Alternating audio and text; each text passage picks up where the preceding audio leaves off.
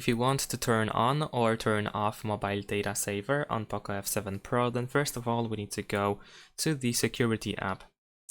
Once we are in security, scroll all the way down and then swipe up in order to open the toolbox. So once again, if you swipe all the way down, you should be able to find swipe up to open toolbox. Now over here we need to go to data usage. Over here we need to press agree if you see this prompt. And then we can go to set data usage limit, for example, or we can tap this setting icon in the top right corner.